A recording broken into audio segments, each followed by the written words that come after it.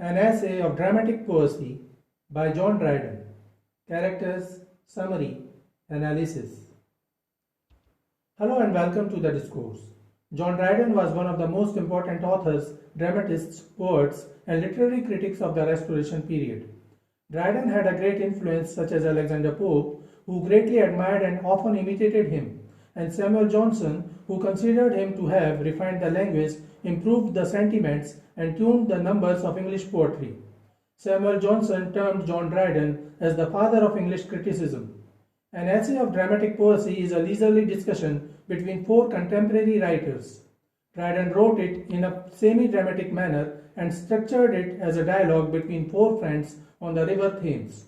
The group has taken refuge on a barge during a naval battle between the English and the Dutch fleets.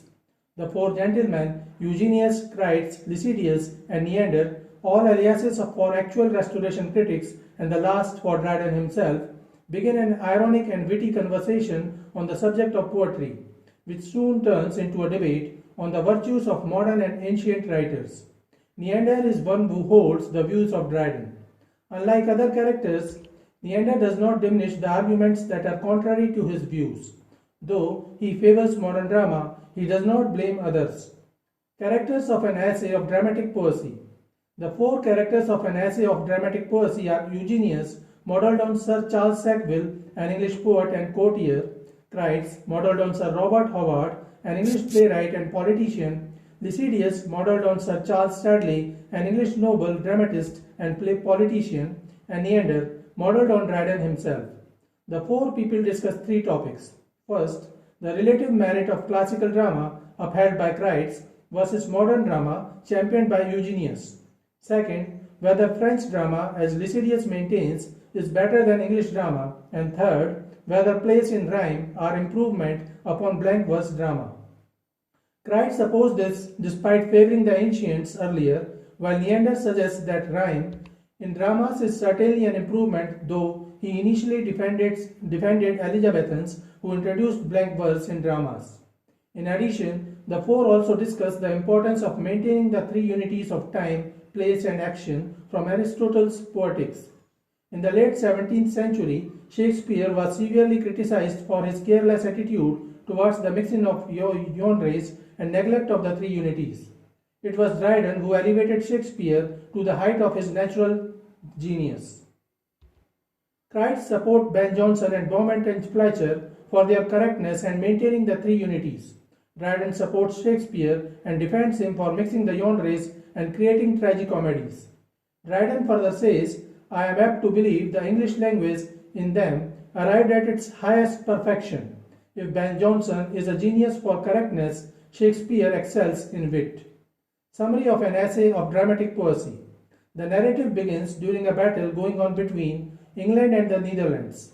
Four gentlemen, probably authors, are travelling on a barge down the river Thames, seeking a vantage point from which they can hear the battle safely.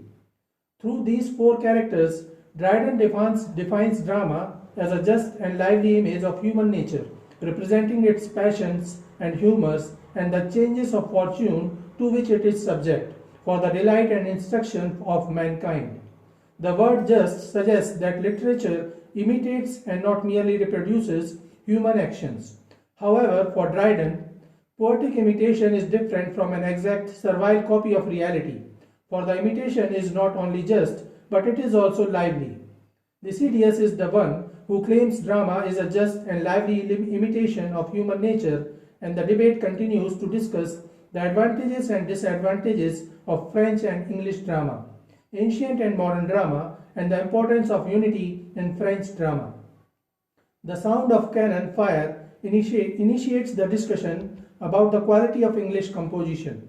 Dryden bemoans the fact that even in the event of victory, they will be punished in being subject to the reading and hearing of so many ill verses as he is sure will be made on that subject. Lisideius seconds this objection, adding that some of those glory-hungry poets will be prepared either way, so they can produce not only a panegyric upon the victory, but, if need be, a funeral elegy for the Duke. Thus, Dryden and Lisideius criticize the modern writers. However, Eugenius tries to defend the modern writers. Crites attacks modern English dramatists and says that the moderns are still imitating the ancients and using their forms and subjects, relying on Aristotle and Horace, adding nothing new, and yet not following their good advice closely either, especially concerning the unities of time, place, and action. Crites praises Ben Jonson as the best in English drama, saying that he followed the ancients in all things and offered nothing really new in terms of serious thoughts. Eugenius says that the moderns have fortified by the rules of the ancients, but moderns have excelled them. He points first to some discrepancies in the applications of the unities, mentioning that there seem to be four parts in Aristotle's method: the entrance, the intensifying of the plot, the counter-turn, and the catastrophe. But he points out that somewhere along the line, and by way of Horace, plays developed five acts, the Spanish only three. As regards the action, Eugenius contends that they are transparent, everybody already knows what will happen, that the Romans borrowed from Greeks, and that the deus ex machina convention is a weak escape. As far as the unity of place is concerned, he suggests that ancients were not the ones to insist on it as much as the French, and that insistence has caused some artificial entrances and exits of characters. The unity of time is often ignored in both. As to the liveliness of language, Eugenius countersuits Crites by suggesting that even if we do not know all the context, good writing is always good. It is always discernible if done well. He goes on to say also that while the ancients portrayed many emotions and actions, they neglected love, which is the most frequent of all passions and known to everyone. He mentions Shakespeare and Fletcher as offering excellent scenes of passion. Lisideius supports Crites and argues in favor of ancient writers. He agrees with Eugenius that the Elizabethan drama was superior. Then they had their Johnson, Beaumont, and Fletcher. But English drama has decayed and declined since then. They live in an awful age full of bloodshed and violence, and poetry is an art of peace. Since France is relatively at peace, poetry flourishes in France and not in England. He mentions Corneille, 606 to 84, as the best French dramatist, and the English have no dramatist equal to him. Crites and Lisideius support French dramatists in the following ways. A. They follow the ancients and carefully observe the unity of time in their plays. In most French plays, the entire action is limited to one place, and thus they follow the unity of place. French plays are never overloaded with subplots, and hence the French follow the unity of action. English playwrights, on the other hand, continue to divert from one action to the other and its due effects. Lisideius says that no drama in the world is as absurd as the English tragic comedy. B. The French comedies are based on well-known ancient stories. The French playwrights transform these stories for dramatic purposes, and thus, in some way, they are superior even to the ancients. The plots of French plays are a mixture of truth with fiction based on historical invention. Crites criticize English dramatists like Shakespeare who do not modify and transform their stories for dramatic purposes. He says that English dramatists lack verisimilitude, likeliness to reality, while the French plays have it. The French dramatists keep their plots simple and do not burden it with subplots, but the English burden their plays with actions and incidents which have no logical and natural connection with the main action, so much so that in an English play is a mere compilation. Hence, the French plays are better written than the English ones. D. The English plays concentrate on one major character while ignoring the others, and thus the greater part of the action is concerned with him. But in French plays, the other characters are not neglected. In French plays, such narrations are made by those who are in some way or the other connected with the main action. E. They also criticize English drama for having too much bloodshed and glory. Defense of the English dramatists. At this point, Neander, Dryden, intervenes in favor of English dramatists. He stresses on the definition of drama suggested by Lisideius and says that English playwrights are best at the lively imitation of nature, that is, human nature. French poesy is beautiful. It is beautiful like a statue, but it is not lively. He defends the English invention of tragicomedy, by suggesting that the use of mirth with tragedy provides contraries that set each other off and gives the audience relief from the heaviness of straight tragedy. He suggests that the use of well-ordered subplots makes the plays interesting and helps the main action. Neander says that English plays are more entertaining and instructive because they offer an element of surprise that the ancients and the French do not. Neander says that the audience knows that nothing of the drama is real, yet they feel like it is all real because drama imitates reality. So why should they think scenes of deaths or battles any less real than the rest? Neander suggests that it may be there are simply too many rules and often following them creates more absurdities than they prevent. Crites continues to support ancient playwrights and presents the following arguments. A. Ancients are obviously the best, and that is why the modern playwrights continue to imitate them. They use the foundation built by the ancients. B. The ancients had a special genius for drama, and in their particular branch of poetry, they could reach perfection just as they excel in drama. C. During the Greek and Roman periods, poetry was more honored than any other branch of knowledge. Poets were encouraged to excel in this field through frequent competitions, judges were appointed, and the dramatists were rewarded according to their merits. But in modern times, there is no such spirit of healthy rivalry and competition. Poets are neither suitably honored nor are they rewarded. D. Ancients were a better observer of nature and faithfully represented nature in their work. Modern, however, are lousy. They do not observe and study nature carefully, and so they distort and disfigure nature in their place. E. Crites say that the modern playwrights continue to follow the same rules of dramatic composition set by the ancients, yet they often disregard the unities of time, place, and action. Eugenius counters these arguments in support of modern playwrights. He agrees that the moderns have learned much from the ancients, but he adds that by their own labor, the moderns have added to what they have gained from them. A. The moderns have perfected the division of plays and divided their plays not only into acts but also into scenes. B. Eugenius counters the charge of the three unities and says that even the ancients' observance of the three unities is not perfect. The ancient critics like Horace and Aristotle did not make mention of the unity of place. Even the ancients did not always observe the unity of time.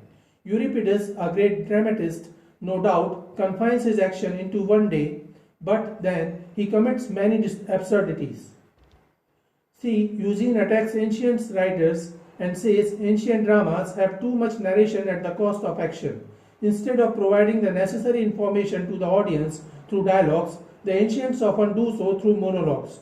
The result is that their play becomes monotonous and tiresome. D. He further attacks ancient writers and says that there is no poetic justice in their plays. Instead of punishing vice and rewarding virtue, they have often shown a prosperous wickedness and an unhappy piety. E. He attacks the themes of ancient plays. The proper end of tragedy is to arouse admiration and concernment, pity, but their themes are lust, cruelty, murder, and bloodshed, which instead of arousing admiration and pity, arouses horror and terror. Thus, Dryden took no extreme position and was sensible enough to give the ancients their respect. He mentions the achievement of the ancients and the gratitude of the moderns to them, and then he presents the comparative merits and demerits of each more clearly. Defense of tragicomedy or mixing the genres. Crites and Lisideius criticize Shakespeare for mixing the genres and creating tragicomedies. Neander supports Shakespeare though. He vindicates tragicomedy on the following grounds. A. Tragedy and comedy are contrasting feelings which, when placed together appropriately, they offer a balance. B. He says that the continued gravity of a tragedy may depress the spirit of the audience, while a scene of mirth placed in between refreshes and energizes the audience. Comic scenes offer relief to the audience. C. Comedy or mirth does not reduce the value of compassion, and thus the serious effect that tragedy aims at is not disturbed by mingling of tragic and comic. D. One can easily turn their eyes from an unpleasant thing to a pleasant one. Similarly, the audience faces no difficulty in moving from the tragic to the comic, rather it reinvigorates them. E. The English dramatists have perfected a new way of writing which was not known to the ancients. If Aristotle could see the works of modern English writers, he might have appreciated them. He says that tastes change with time. The ancients cannot be a model for all times and countries. What pleased the Greeks would not satisfy an English audience. Had Aristotle seen the English plays, he might have changed his mind. Thus, as an intelligent and shrewd critic, Dryden defends the modern English authors, especially Shakespeare, and supports liberal classicism. Support for rhymed verses in dramas. Elizabethan dramas were known for the excellent use of blank verse, which came into vogue right after Thomas Sackville used blank verse in Gorboduc. Dryden too followed the trend in his play Aurangzeb. However, the dramatists and authors of the Restoration period preferred rhymed heroic couplets over blank verse, and Dryden also defends the use of heroic couplets in plays. Critics begin attacking modern playwrights on the issue of rhyme violently on the following grounds. A. Rhyme is unnatural in plays because a play is in dialogues and nobody speaks in rhyme. B. Though nobody speaks in blank verse either, it is nearer to prose, and according to Aristotle, tragedy should be written in a verse form which is nearer to prose. C. Rhyme can be allowed in comedies but never in tragedies. Neander then counters the attack and defends the use of heroic couplets in dramas by saying A. The use of verse or rhyme doesn't make a language natural. It appears natural only when the choice and the placing of the word are natural in a natural order, which makes the language natural. B. One can make use of hemistich, manipulation of pauses and stresses, and the change of meter to make rhyme appear to imitate nature. C. The Elizabethans achieved perfection in the use of blank verse, but the moderns cannot excel them or achieve anything significant or better in the use of blank verse. Hence, they must use rhyme, which suits the genius of their age and should excel in that. D. Rhyme is the noblest kind of verse, while tragedy is a serious play representing nature exalted to its highest pitch. Thus, rhyme suits tragedy better because both are the best in their sphere. At the end of his essay, Dryden again says that rhyme is more suited for dramas because rhyme adds to the pleasure of poetry. Rhyme helps the judgment and thus makes it easier to control the free flights of the fancy. The primary function of poetry is to give delight, and rhyme enables the poet to perform this function well. So this is it for today. We will continue to discuss the history of English literature. Please stay connected with the discourse. Thanks and regards.